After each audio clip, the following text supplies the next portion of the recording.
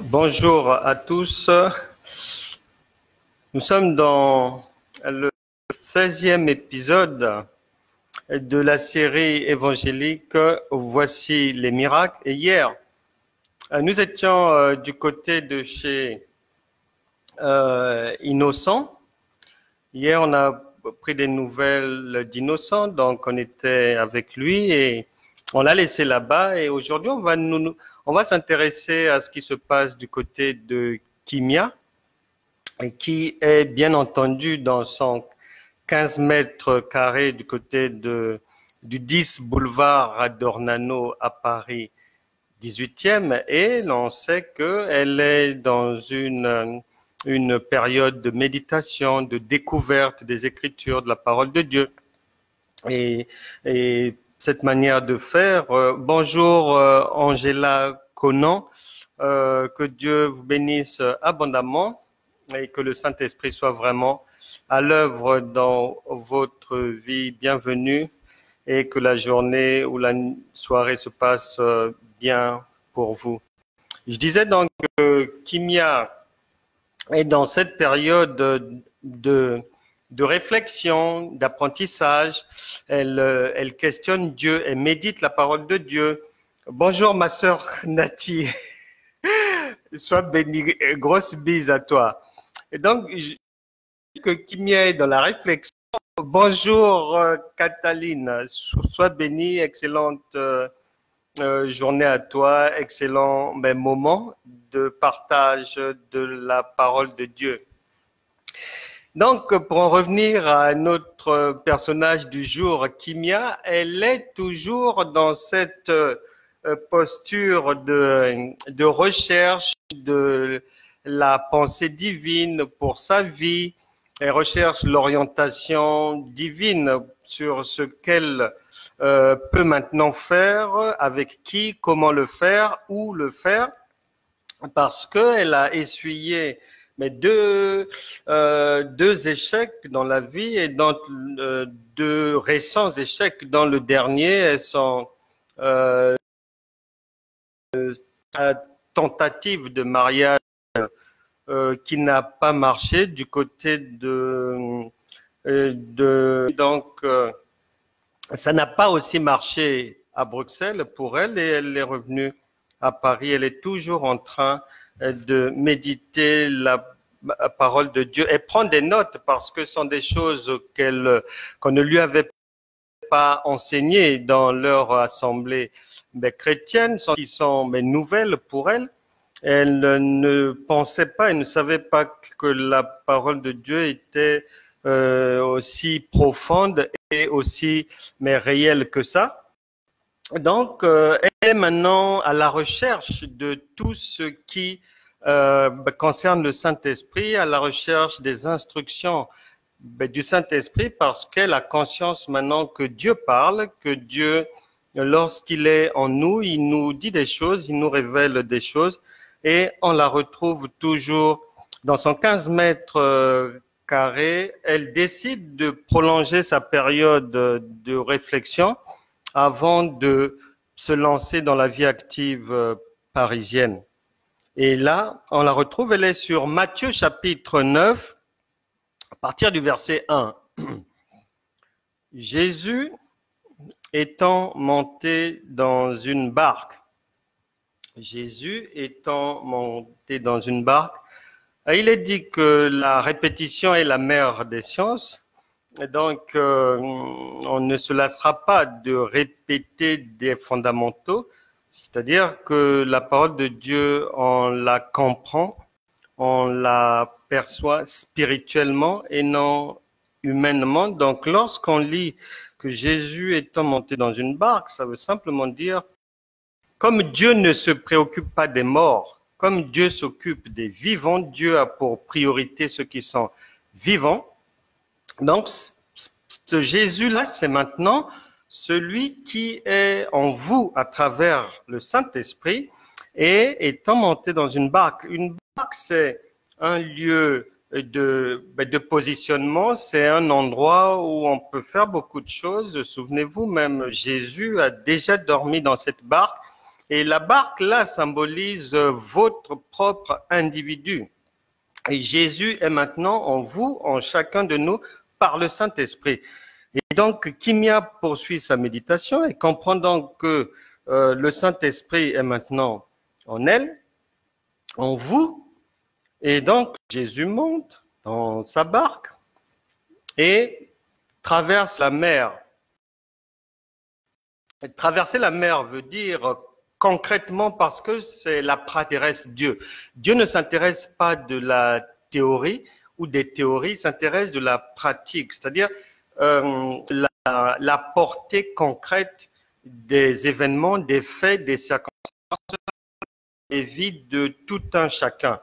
Donc là, la mer, on sait que la mer est des fois calme, des fois agitée, et un instant, j'ai un raccordement à faire, ne quittez pas.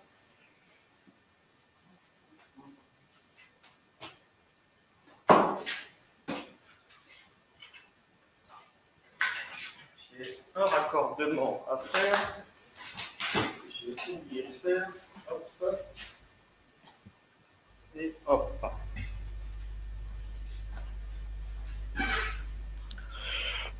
Hop.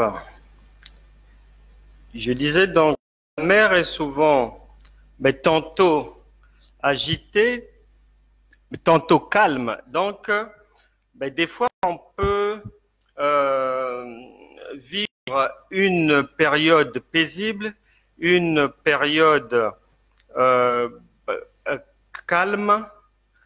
Un instant, j'ai des soucis de connexion.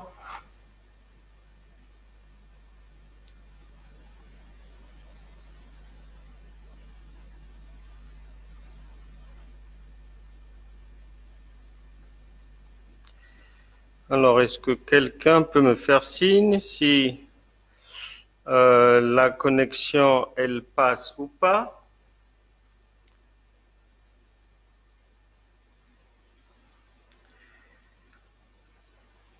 Est-ce que quelqu'un peut me faire signe si la connexion passe ou pas?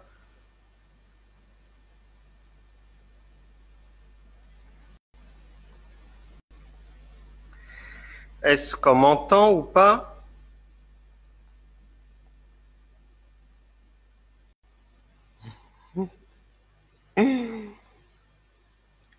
Ah, tout va bien, mais moi, je ne vous vois presque plus. Bon, c'est pas grave. Je disais donc que la mer, mais la mer, en fait, elle peut être agitée, elle peut être calme. Et là, en Matthieu 9, verset 1, on se rend compte qu'ils ont traversé la mer et ils sont allés dans sa ville. Alors, on peut supposer par là, on peut comprendre cela de la manière suivante. La mer était calme, donc c'était une période de calme qui a été traversée et puis ils vont se retrouver en ville. La ville, c'est le lieu des difficultés, c'est le lieu où on trouve des gens malades, où on trouve des chômeurs. La ville, elle est bruyante, il y a beaucoup de bruit, il y a la violence, il y a toutes sortes de situations en ville. Et dans les ménages, il y a des problèmes, il y a des soubresauts, tout bouge en ville. Donc c'est là où Jésus va aller, c'est là où vous allez, c'est là où on retrouve le quotidien, puisque Jésus est en chacun de nous par le Saint-Esprit. Et donc, dans la vie de tous les jours, on va se retrouver face à des difficultés qu'il faut résoudre. Et là, le verset 2 dit, « Et voici, on lui amena un paralytique couché sur un lit. » Alors là, il s'agit d'un paralytique, d'une personne qui avait des soucis de mobilité, des problèmes de santé, mais qu'en est-il pour chacun de nous? Quelle est la paralysie qui vous habite actuellement? C'est ce qui intéresse Dieu et c'est ce qui intéressait le Saint-Esprit aussi pour Kimia. Mais Kimia, elle, avait conscience maintenant qu'elle avait une paralysie, puisque la vie n'avançait pas, puisque elle s'est retrouvée dans une impasse. Elle n'a pas marché, elle se questionne, elle s'est retrouvée dans une véritable impasse, et chacun de nous peut se retrouver dans la même impasse. Et l'idéal ici, c'est de savoir, c'est de se questionner, c'est de s'examiner, d'examiner sa vie pour savoir quelle est la paralysie et qui me frappe actuellement, quelle est la paralysie qui me frappe maintenant. Le Seigneur, il est toujours rempli de compassion, et ça n'a pas changé pour tout un chacun. Il a toujours de la compassion, et Jésus va voir quoi? Il va voir leur foi. Et donc, Dieu cherche à voir en chacun de nous ce qui lui ressemble. La foi ressemble à Dieu parce que la foi, elle est fidèle. La foi, elle attend tout de Dieu. La foi ne juge pas. La foi, elle est persévérante, elle est patiente. Elle reconnaît facilement ses travers, ses erreurs, ses omissions. Donc, la foi, elle est bienveillante, elle a la compassion et tout. Donc, Dieu regarde et il trouve que dans la situation de cette personne, il y a suffisamment de dispositions positives pour lui venir en aide. Et à vous, à chacun de nous aussi, dans les difficultés que nous traversons, d'avoir les dispositions de cœur favorables à ce que la main de Dieu puisse agir. Donc c'est ce que Kimia est en train d'apprendre, est en train de comprendre. Donc des choses spirituelles qu'on ne lui avait pas enseignées et qu'elle découvre par l'aide du Saint-Esprit. Et le Seigneur dit à la personne malade, dit au paralytique et dit à chacun de nous, prends courage. Prends courage. Si on dit à quelqu'un, prends courage, on doit aussi expliquer à la personne par rapport à quoi. Courage par rapport à quoi? Et humainement, dans la pensée collective chez les chrétiens et dans ce que l'on enseigne dans beaucoup d'assemblées chrétiennes, pas toutes, dans certains endroits, lorsque la Bible déclare « prends courage », les gens en font immédiatement une interprétation de premier degré, c'est-à-dire prends courage, c'est-à-dire fortifie-toi, que ce courage-là est attaché à des choses qui touchent au caractère. Or, il n'y a pas que ça.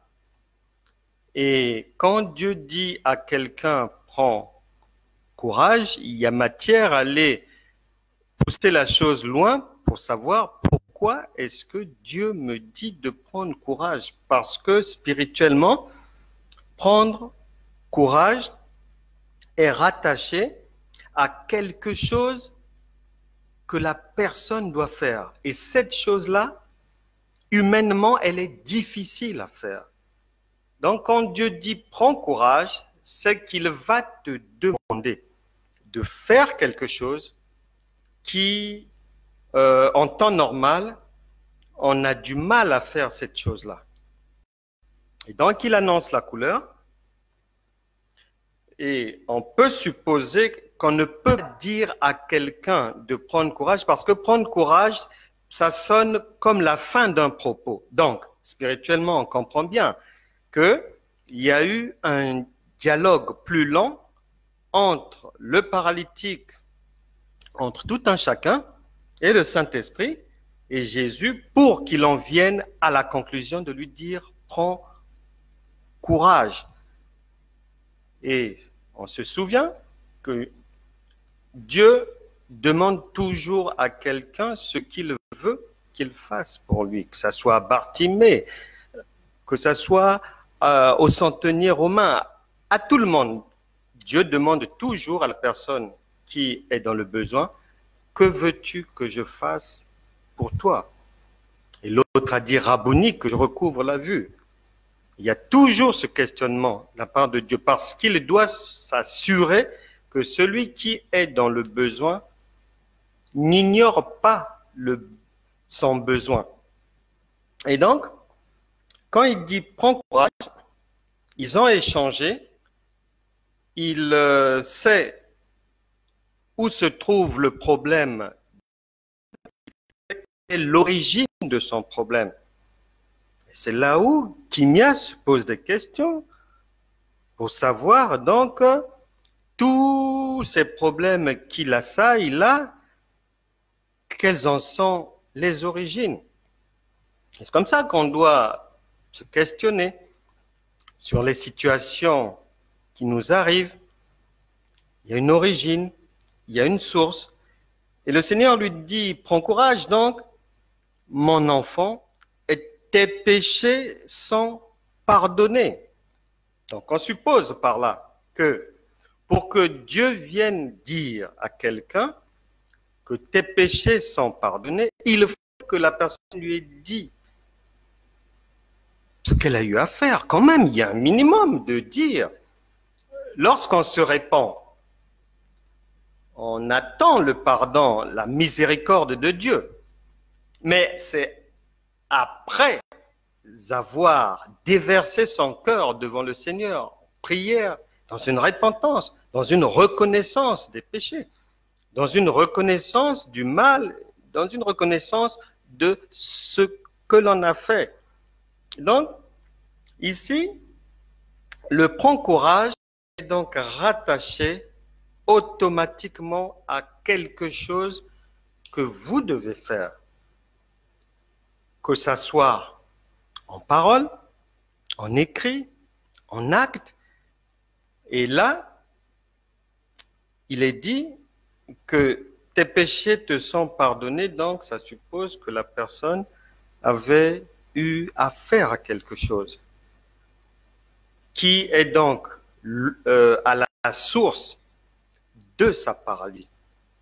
D'où chacun doit s'interpeller sur la source, l'origine de ses difficultés. Et arrivé à ce stade, Kimia, aidée par le Saint-Esprit, elle va se souvenir effectivement, puisque quand on attend de Dieu, le Saint-Esprit aide, il ramène des souvenirs, il réveille certaines choses, et donc c'est en vue de la repentance, en vue de demander, d'implorer le pardon, la miséricorde de Dieu. Et elle va se souvenir que dans le passé, il y a plusieurs années de cela, elle avait été avec le conjoint d'une dame. Donc voilà, elle avait brillé par ce comportement-là. Elle s'était retrouvée maîtresse d'un homme. Mais comme, bon, l'histoire avait pris fin, les années sont passées, elle a oublié, elle est devenue chrétienne. Elle pense que le sang de Jésus est passé par là et puis que donc elle est devenue une nouvelle personne. Donc tous les péchés sont à la poubelle. Mais non. Non, elle découvre que non, il y a une démarche à faire. Une démarche à faire. Et elle découvre donc qu'elle se doit, par la lecture qui va suivre, elle va découvrir quelque chose que Dieu a donné à l'homme et qui nous enseigne bien. La Bible dit, alors quelques scribes dirent au-dedans d'eux, cet homme blasphème. Et Jésus, connaissant leurs pensées, et oui, avant même que nous ne puissions dire quelque chose, avant que nous ne puissions prier, le Saint-Esprit, il sait ce que l'on va dire. Il lit dans nos cœurs. C'est pour ça que ça ne sert pas de tenter de cacher des choses à Dieu. Il voit tout. La Bible déclare que même les ténèbres sont lumière pour Dieu. Donc pendant que nous, on peut être dans une pièce, dans le noir, Dieu ne voit pas ce noir-là, il nous voit entièrement comme si le soleil était à son zénith. Et donc, la Bible continue. Pourquoi avez-vous de mauvaises pensées dans vos cœurs? Car lequel est le plus aisé de dire, tes péchés sont pardonnés, ou de dire, lève-toi et marche? Alors, lève-toi et marche, ça demande du courage. Ça demande du courage. Lève-toi et marche. Ensuite, or, afin que vous sachiez que le Fils de l'homme a sur la terre le pouvoir de pardonner les péchés, le Fils de l'homme a sur la terre le pouvoir de pardonner les péchés, là, ça veut dire que le Saint-Esprit qui est en vous, vous êtes le temple du Saint-Esprit, le Fils de l'homme est maintenant en vous, vous êtes en lui, donc l'homme a le pouvoir de pardonner à quelqu'un un péché. C'est pour ça que, en observant les sociétés, les gens, les comportements, il est très facile que quelqu'un garde emprisonné une autre personne par une rancune dans son cœur, une haine, et tant que cette personne ne vous pardonne pas, vous aurez des problèmes. C'est parce que ce pouvoir vient de Dieu et l'être humain a le pouvoir de pardonner ou non des péchés. Et lorsqu'il dit, lève-toi, dit-il au paralytique, donc il lui dit de se lever, non pas pour ne rien faire. Lève-toi, tu dois faire quelque chose. Et cette chose-là doit toucher doit avoir un rapport avec la réparation, mais relative aux actes posés. Et Kimia se rend compte qu'elle a une démarche à faire vis-à-vis de cette femme qu'elle devra retrouver, qu'elle va chercher pour implorer son pardon. Et le Seigneur dit, prends ton lit. Prendre son lit veut dire, il commence par lui dire, lève-toi. Donc, lève-toi pour aller faire quelque chose.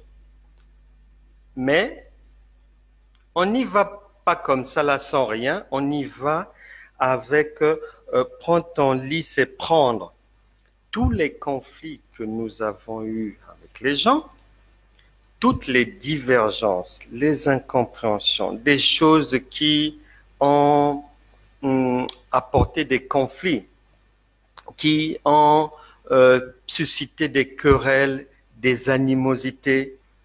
Donc, c'est de cela que le Seigneur parle ici, en lui disant de prendre son lit. Ce sont tous ces problèmes-là. Et le Saint-Esprit dit quoi? Le Saint-Esprit va lui dire, et va dans ta maison. Va dans ta maison, on se souvient que nous sommes le temple du Saint-Esprit, et un temple est une maison. Donc là, Kimia comprend que le Saint-Esprit demande au malade, à l'ancien malade, à qui il a demandé de prendre tout son courage, de prendre toutes les incompréhensions, les querelles, les animosités, les péchés, les torts, et d'aller, va dans ta maison veut dire aller mettre en ordre sa maison. Mettre en ordre sa maison, c'est mettre en ordre sa vie. Donc, Dieu, pour qu'il pardonne des péchés, il faudra qu'il y ait une réparation. Obligatoirement. Si c'est une offense faite à Dieu, bon, ben Dieu va pardonner. Mais si l'offense est faite à Dieu et aux hommes, la Bible dit, pourvu que cela ne dépende de vous, soyez en bon terme avec tous. Donc, il y a lieu d'arranger les problèmes que l'on a.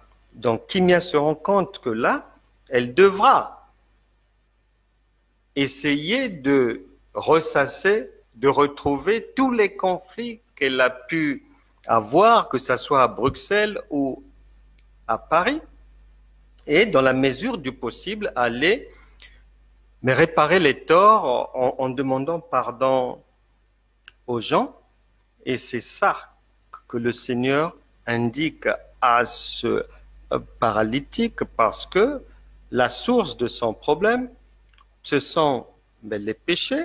Et Dieu lui a dit, tes péchés te sont pardonnés. Et il lui intime l'ordre maintenant d'aller arranger sa vie, d'aller mettre sa vie en ordre, parce que il est impossible que Dieu puisse sortir quelqu'un d'un péché, d'une mauvaise posture, d'un comportement nuisible, et que Dieu, après avoir pardonné à la personne ou après avoir sorti la personne du trou, que Dieu ne lui dise pas de ne plus refaire la chose. Souvenez-vous, Jésus a dit à quelqu'un, va et ne pêche plus.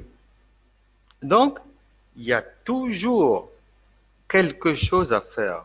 Prendre courage implique d'aller faire quelque chose que, humainement, cela semble difficile pour nous de le faire, de nous humilier, de nous rabaisser devant quelqu'un pour demander pardon, ou de procéder à une restitution, ou bien lorsqu'on occupe illicitement un logement, ou on a un bien que l'on a usurpé, on est tenu, va dans ta maison, on est tenu de restituer le bien mal acquis. Et c'est ça, arranger la maison, parce que comme Dieu ne fait rien pour rien, ne dit rien pour rien, s'il n'y avait pas cette remise en ordre de la vie de la personne, le Seigneur ne lui aurait pas intimé l'ordre d'aller dans sa maison. Parce que c'est là où se trouvait le problème. Le problème, c'était dans sa conduite, dans son comportement. Donc, Dieu demande toujours à quelqu'un, après l'avoir pardonné, qu'il y ait comme un service après-vente, obligatoire. Sinon, on va avoir des problèmes. C'est comme à l'hôpital, et Kimia le comprend, que lorsqu'on va à l'hôpital, on souffre de quelque chose, on peut être opéré, ou bien on va subir des soins, mais avant de sortir de l'hôpital, obligatoirement, les médecins vont soit donner une ordonnance avec des prescriptions, ils vont soit interdire ceci, autoriser cela, ou il faut rajouter ceci à la nourriture, vont lever cela. Il y a toujours des prescriptions afin que le mal ne revienne pas dans le corps. Et c'est ce que Kimia comprend. Et elle comprend donc qu'elle va devoir, dans la mesure du possible, les gens qu'elle peut les retrouver, comme Brigitte, qu'elle avait offensée à Bruxelles, elle avait ravi son mari, mais complètement, puisqu'elle s'était érigée en maîtresse. Donc, elle doit aller demander pardon à Brigitte, même téléphone, même par courrier, même. Mais quoi qu'il en soit, elle doit faire cette démarche avant que le secours de Dieu soit entier dans sa vie. Sinon, elle aura du mal à avancer. Et c'est pour ça que lorsque on bénéficie d'une guérison divine, d'une délivrance, on est tenu de ne plus se comporter comme avant, de ne plus commettre les mêmes travers. Et là, Kimia me retient bien, elle ne le savait pas, elle le sait maintenant que l'homme a le pouvoir de pardonner les péchés d'une personne, les offenses, ou de ne pas le faire. Sinon, si l'homme n'avait pas ce pouvoir, à quoi servirait le pardon humain? Parce que si il n'y avait que Dieu qui avait ce pouvoir et qui pouvait pardonner, donc il nous suffirait de nous repentir et de demander pardon à Dieu pour les offenses faites non seulement à Dieu, mais aux hommes aussi. Mais si Dieu dit qu'il faut aussi aller demander pardon aux hommes, c'est tout simplement parce que Kimia découvre par la révélation divine que c'est parce que Dieu a donné la possibilité, a donné le pouvoir à l'homme de pardonner ou de ne pas pardonner. Et cela a des conséquences sur la vie humaine. C'est ce verset 6 de Matthieu 9 qui précise bien, « Or, afin que vous sachiez que le Fils de l'homme, qui est maintenant chacun par le Saint-Esprit, a sur la terre le pouvoir de pardonner les péchés. » Jésus veut lui dire, comme les gens que tu as offensés te gardent rancune, et qu'ils peuvent te pardonner ou non, alors prends ton courage à deux mains, dit-il au paralytique, donc lève-toi, prends ton lit, donc souviens-toi des conditions dans lesquelles tu as offensé les gens, tu prends ce lit-là et tu vas dans ta maison, donc arranger les choses. Tu vas arranger. Et c'est ce que chacun de nous doit faire dans la vie. Et Kimia comprend donc que on peut accorder son pardon à autrui, et c'est l'idéal. Donc, n'enfermez plus les gens, libérez les gens, mais de vos cœurs, accordez le pardon, puisque l'Esprit de Dieu est en vous. Et on peut aussi accepter le pardon qui nous est demandé de la part de quelqu'un. Mais Kimia découvre aussi un autre aspect du pardon, c'est que on peut aussi se pardonner soi-même. Effectivement, beaucoup de gens sont assaillis par la culpabilisation et ça bloque les vies et ça coince. Je connais quelqu'un qui m'avait relaté dans le passé que dans les années 2008-2009, la personne avait eu un songe. Dans ce songe, vu que dans la vie de tous les jours, humainement, cette personne parle couramment anglais. Et donc, elle avait fait un songe dans lequel, dans l'église, à un moment donné, on lui avait demandé de faire l'interprète. Et humainement, ça s'est produit ainsi, il interprétait. Mais il va dire ceci, qu'il a fait d'autres songes similaires, mais sa vie était toujours surchargée de difficultés et de problèmes. Et dans d'autres songes, les gens cherchent par exemple un interprète et puis on le trouve lui. Donc il a fait ça plusieurs fois, plusieurs années durant, mais ça ne lui parlait pas. Mais par contre, les difficultés de la vie étaient là. Et la personne me disait que lorsqu'elle avait fait ses premiers songes-là en 2008-2009, elle a écrit dans l'un de ses cahiers qu'il faudrait qu'elle se mette à son compte donc pour faire le métier d'interprète.